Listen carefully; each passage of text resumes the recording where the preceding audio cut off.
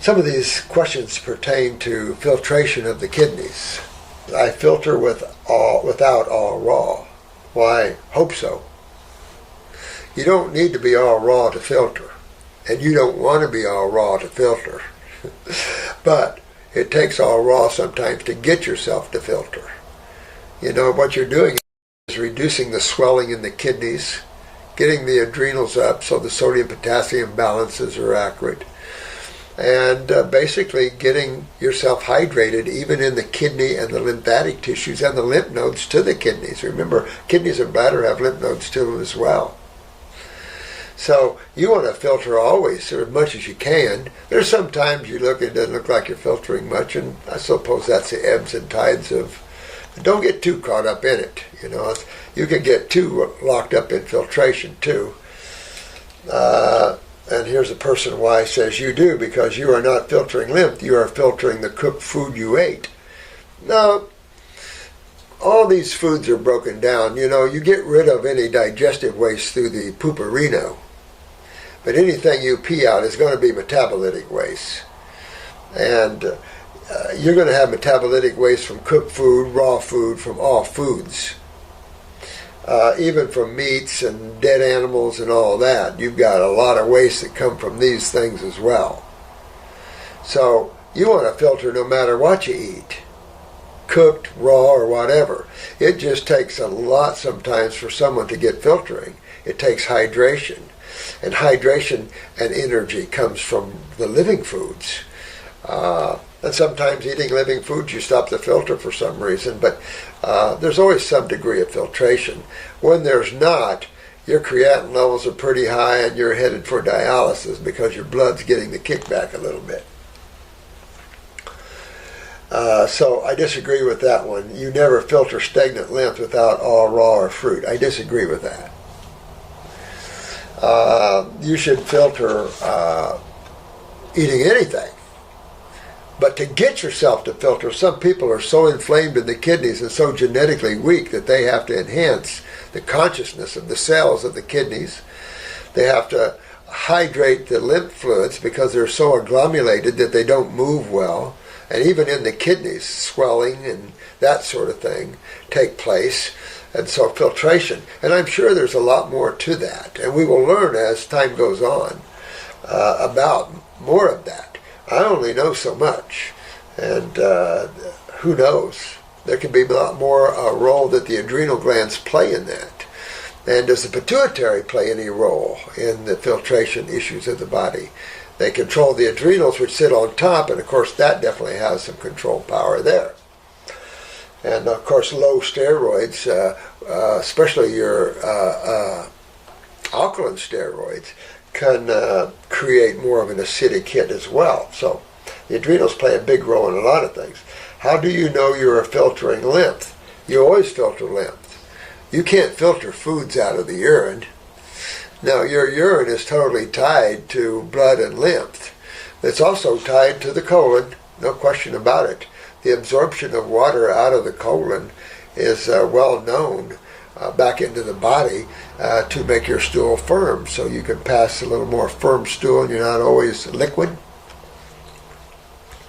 You notice a lot of people have to pee after they have stool.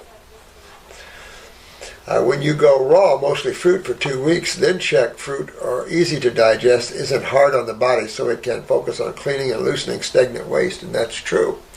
Fruits are astringent. That's why you see a little more filtration with astringent fruits. Because of this, you have the astringent side is more the pulling and drawing side of life there. So absolutely, you know. And of course, more electrolyte-rich foods are going to hydrate the body. Alkaline ash foods hydrate the body. But you can have alkaline ash foods like your cooked vegetables, but they're not as hydrating because when you cook, you bond. So it does move things closer to the acid side of the scale. It's like when you cook your foods, all your water solubles are pretty much dissipated. So your B vitamins, your flavonoid complexes can dissipate. Your lipids are bond with your proteins, and proteins bond, and so, you know, you get some bonding of nutrients too, which is, you know, not so good either.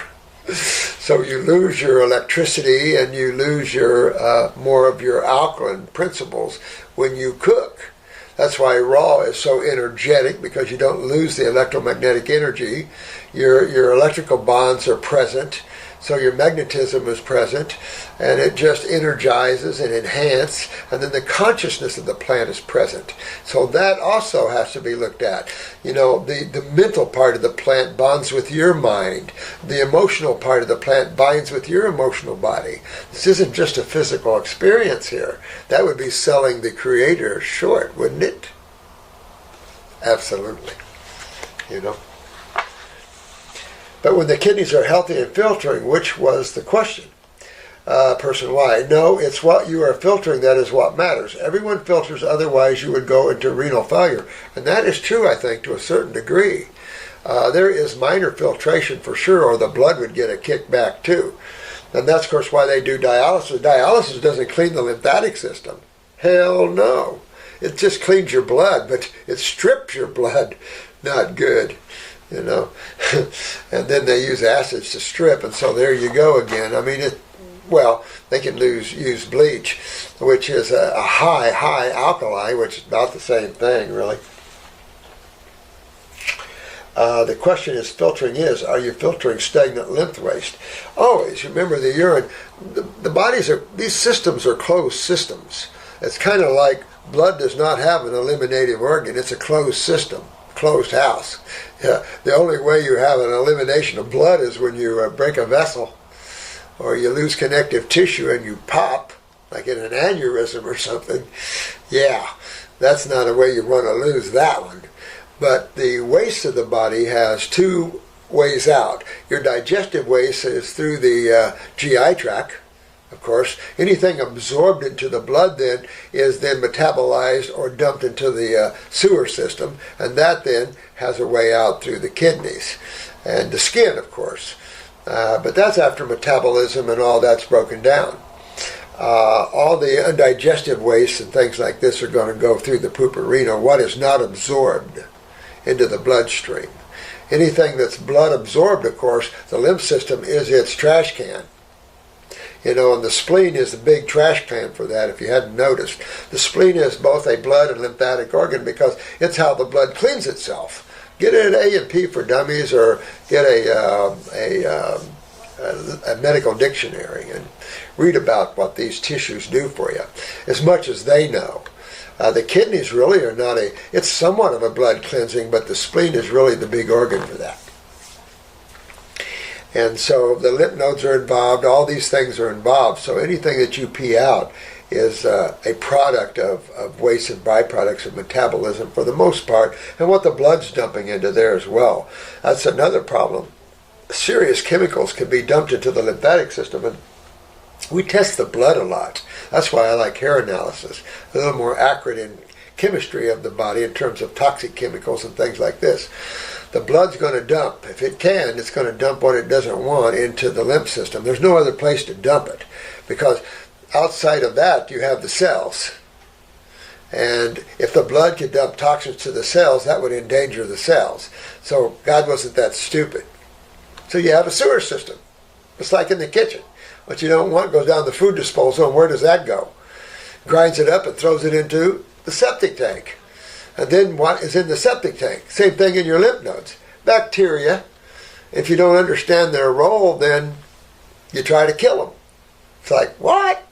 You know, man needs to screw this on a little better.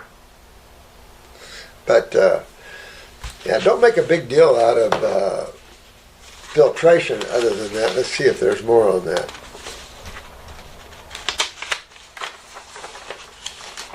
No, not too much on that. Let's see up here. Yeah. What you eat has to go through the process of absorption or not. And what's not absorbed is going to go out the pooperino, like I said. What is absorbed is going to be metabolized or dumped into the lymphatic system, which then it requires the lymph nodes, either your carnivore cells, like your neutrophils and macrophages, or your bacterium. Or you could also add the fungus community in there, because what you see is fermentation and putrefaction. What isn't metabolized is going to go through some degree of that. So then this is where you get full of fungus and all this sort of thing. And these are just little creatures enjoying what is not being properly metabolized. But then all of that has to be eliminated through the urine. And so you want to filter all of that anyway. But you should be able to filter when you eat cooked foods as well. It isn't about that. Living foods help to keep you hydrated and help filtration at a greater level, especially astringent fruit. But you should be able to filter even eating meats.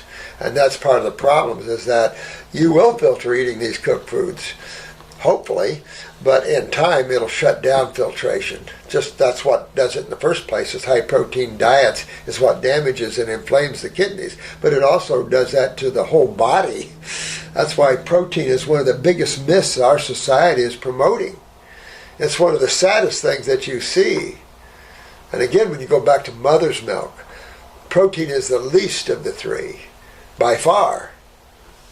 Remember, carbohydrates are about 7.5, lipids about 3.5, and protein's less than 1. So you don't see that in life. In herbivores and frugivores, you don't see high protein diets. Even in omnivores, high protein diets will kill your dogs. It'll give them arthritis, tumors, kidney failure, which they already have kidney weakness. So pets should never have high protein diets. But we do that, and it's just a misnomer. It's misinformation. It's a lack of understanding of health and vitality and how the body works. So we fall into that. And so as we damage, we swell and inflame and shut down and agglomulate and acidify. This is called a cationic environment. So we're seeking an anionic environment, a hydrated environment, an environment of fluidity, where things don't get stuck and swollen and compounded, so to speak, agglomerated, like in tumors and boils and cysts and lipomas. And without kidney filtration, you're in trouble. And it's just that simple. If you pee in a jar and it's clear, now I've been asked here if you're going to see sediment every time. I'm going to say no, but I'm going to say you should see it more and more and more and more and more each time. As you move on down the road, different foods will stop you from filtering. You'll see how all this is as you watch your filtration and you eat different foods. That's the beauty of experimentation on yourself, and you've got tens of thousands of people experimenting on themselves too. But the thing is, we've already done this for 40-some years, so we already know what you're going to find. Because I've worked with humans for so many years, I already know where you're going. Because that's where we go. Each and every time. Some of you are advanced. It's going to take a while to work yourself out of it. Don't freak out. Just relax. Pull yourself out of your body. Pull yourself out of your condition. Don't take all these words that medical doctors have told you that you have. Disease this, disease that, this condition. Set them away. Understand that's a dark cloud that only those that breed fear use. Your body's simply made of cells and two major fluids. You hold a little water, but you got cells and two fluids. One fluid feeds the cells and the other fluid cleans the cells. And acts as your immune system. When cells are damaged, they have to be removed. And they're taken to the lymph nodes. And then we remove the lymph nodes because cells are in those lymph nodes that have been damaged. It's like, no. There are problems to all of this, and that's when the kidneys don't filter, everything backs up, and that's when your lymph nodes start swelling. When you feel your lymph nodes swelling, you've lost your filtration in your kidneys to a big extent. And when you start losing the filtration of the kidney itself, that's when you look at your blood and look at your creatinine levels, and your creatinine will show 0.6, 0.7, and you start seeing it go up. Those of you that have 0.7 or above, you're starting to get into trouble. I've got a guy right now that's got almost 0.50. The lab tags it high, and his medical doctor, female, unfortunately, refuses, has not even said a word to him. And I said, you're in deep, deep doo-doo. You're halfway to talking about dialysis. And it's so much quicker to go to the other half. And of course, there's multiple problems with this. And you're going to have multiple problems because when you don't filter from your kidneys and you don't sweat well, you're taking a huge, gigantic sewer system and shutting it down. I will say this. I've watched this a lot of years. No filter, no getting well. Very hard. Now, you can still filter a little bit and not see it. There's no question about that. We still have cases that we get them improved even though they're not seeing a lot of filtration. So don't freak out with that. But filtration is everything. And if you don't filter, hard to get well. And especially for those of you that have tumors. I have a lot. I can say this non-egotistically. I have a lot, and so does Marcy now, a lot of first-hand experience with non-filtration of kidneys and what's on the other side lymphatically and what happens if you don't. So kidney filtration is a big deal. But one kidney can be filtering and the other not. And you still see filtration, but one side of your body could not be getting better at all. But you're filtering. See, so yeah, there's nothing 100%, but it's something. It's something you can grab on to understand. And you keep working and working, so both of them start filtering. And you'll know because the other side of your body will start coming clean again. So it is a big deal to me that you filter your kidneys and get them working. This also means that the adrenal glands on top has to be addressed. I have been raw fruits, little veggies for more than 6 months straight and still cannot see any sediment. That's upsetting. And that's what we see here too. We see some people start filtering within a week or two. I have some a couple of days and their kidneys break loose. And then I have others taking 6 months like this. I might consider the kidney glandular at this time, 2 kidney formula. That's why I'll tell you the honest truth, guys, is why we're using 2 kidney formulas. It's just tough out there now. We're at these chronic and degenerative levels. You're not waking them up as quick anymore. We're even having a hard time. You have 2 kidneys, and one can filter quicker than another, so you could see one side of your body theoretically getting better and the other one not so much. I mean, we see this a lot in here. We have two halves, 2 separate halves coming together, sharing some common ground here. Hello, Dr. Morse. My question is about kidney filtration and water intake. Why is it when I go long periods of time without water, my urine looks darker and seems to filter better? That's a good question. We notice that when people drink way too much water, it cuts down on filtration. So I can't tell you why that is, whether things just hold in there because water tends to be more acidic. But if you're doing alkaline water, I don't know. You should be able to get some filtration out of that. Looking darker, of course, that's when you see your proteins and gnarly stuff in there. So really, even I was watching some of you guys doing some dry fasting. And one of you guys were telling me how much you got out during a dry fast. It was a lot of stuff. So I don't know, I think that doing the whole thing is worth playing up and down and clearing it out. But I've noticed if you drink too much water, things just seem to slow down with filtration. Can't tell you other than just too much water, holding water too much, that sort of thing. It doesn't seem to have very much of anything in it. I was wondering if drinking too much liquid impairs kidney filtration. I was wondering that too. I was, because when you look at other animals, they don't do a lot of drinking. I mean, there was farmers and we had horses and they do an awful lot of eating before they do a lot of drinking. But you realize grass and stuff like that, of course, has water in it, but not like fruits and berries and melons. Even the primates, they go down to the water once a day, isn't it? Or something like that. I also noticed that a lot of kidney herbs are diuretics. And why is that? Why? The reason for that is simple, that when the kidneys fail, the body starts becoming edemic. It begins acidic first, and then it becomes edemic. It starts holding water. Well, everybody's trying to run to Lasix or some type of diuretic to get off the water. So it makes sense that during this thing, God put a little diureticness in these kidney formulas to help move any stored water out, But they could have more of an astringent action as well, a little more lymphatic action there a little bit. I've been playing around with the idea of dry fasting and its possible benefits. I don't know. I never dry fasted, I'll have to say, that I know of. Maybe a day or two, but never any long-term dry fasting. So I don't know. I don't know. I know Dimitri. I don't know, what'd you do, Dimitri? You did a week or something. You got a ton load of crap out of the kidneys. So I don't know. I know this much, that nature puts you down when if you don't want to fast and clean your body out, you'll get to the point where nature will force you to do it. So, I don't like it when nature forces me to do anything, because generally it's not a lot of fun. So, I'm on board. You know what I'm saying? Do you have any opinion on how much liquid one should consume? Well, this is the thing.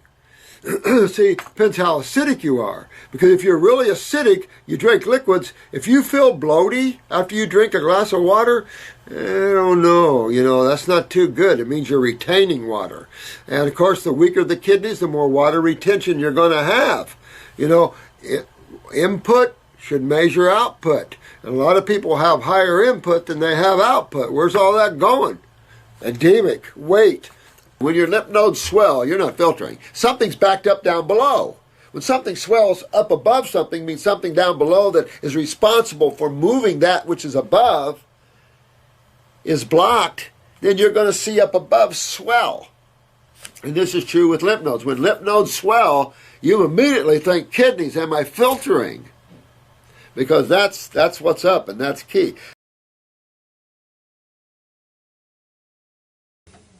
To check your kidney filtration is to get you a wide mouth jar and pee in it. And take a look at that urine in that jar. If that urine is clear, doesn't matter what color, it can be yellow, it can be amber. If it's clear, you have lost kidney filtration. Well, I can tell you already have.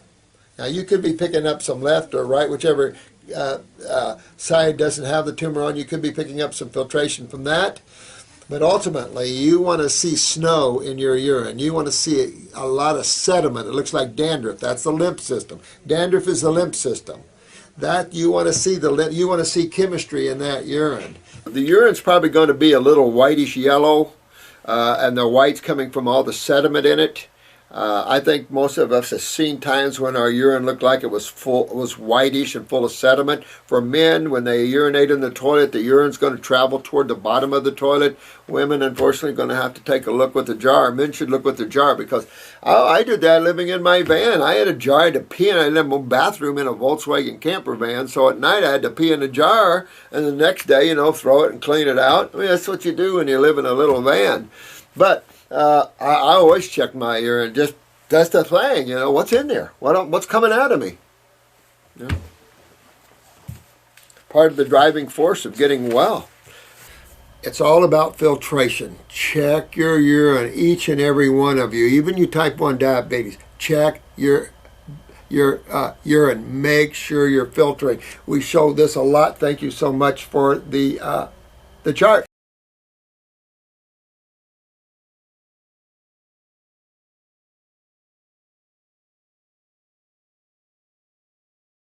On a raw food diet, your urine can turn alkaline for a while, and I feel that's a great thing God kind of set up, because that'll help to heal the kidneys for a little while until filtration takes place. It's actually how you probably get the kidneys to filter, is keeping that urine a little alkaline while the mucosa and everything, the kick to the kidneys. The alkaline kick back to the kidneys can probably help to create more filtration. So everything is for a reason, and you just have to figure out why that would be. When you see a chemical action or reaction taking place, then you can figure it out when you understand there's a war between acid and base, and if acids win, we're not happy or dead. And so it's just that balance, because it's all just, remember I said life is fluctuation of pHs here in chemistry, and the dominance on the base or alkaline side is essential to have healthy life. And to keep fluids flowing well and filtering well and all that. Just so I understand correctly, Dr. Morse doesn't have any negative precautions or warnings regarding manual lymphatic drainage. Oh, I'll give you one. Or specifically anywhere else on the body. I'll give you one for you massage therapists. One thing you want to note particularly close attention to is that's a parathyroid weakness, especially you rolfers or your deep tissue workers, because, and also with lymph drainage, you want to be real careful about how you deal with the body. You don't need to rough it up. And rolfers, I knew a medical doctor that was a rolfer. She had hurt you bad. The problem with this, and I told you this guys before, we had a beautiful woman. She was retired and lost her husband, and she was just a sweet thing. She worked for us, and she had breast cancer. Well, we cleaned the breast cancer right out of her. And she was, the tumors and all that, and cancer, that's a word the medical doctors like for some reason. And so she's such a lovely soul. We hired her to help us here, and she just became good friends through the years.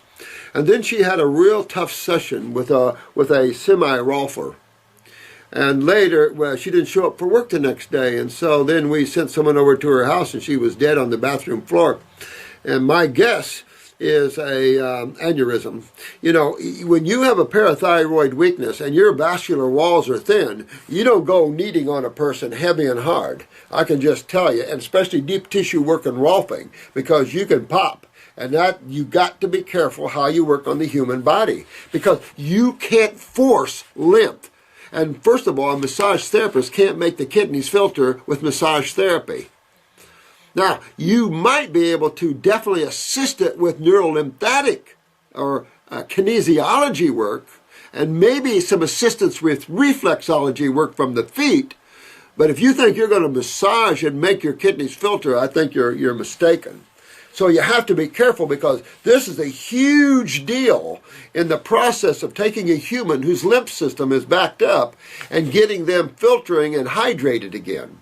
So in massage therapy, massage therapists need to learn this thing, because we used to have a massage school right beside us, beside our clinic here. And every class, she would run them in and have me talk to them. So I'd get them all in here, you know, and I would look at them and say, well, what makes me want to use you guys? I'd freak them right out, you know. And they just sit and look, you know, because you've got to understand that most massage professors do not teach the reality of the lymph system. And most lymph books fall right into medical thinking, which is bullcrap. I'm telling you, it doesn't work. And to massage and to move acids toward the heart or the inferior vena cava would not be smart. So I'm not so much into lymph drainage work. I'm into neurolymphatic points and the right points, which will then trip the body to drain, not into actually aggressive manipulation of the body. Some is good, no question. I'm not being negative with massage. But I'm saying you be careful when you see a parathyroid weakness. And one of the questions, do you bruise easy? And if you're a massage therapist and you have a patient that bruises easy, be gentle, because you could get yourself in trouble. I just think you have to be careful, and you have to consider many things. You can't just treat everybody the same. Now, with detoxification, we have a hard time treating everybody the same too, and we'd like to. So I think in some cases, I do believe in working the body and kneading the body somewhat.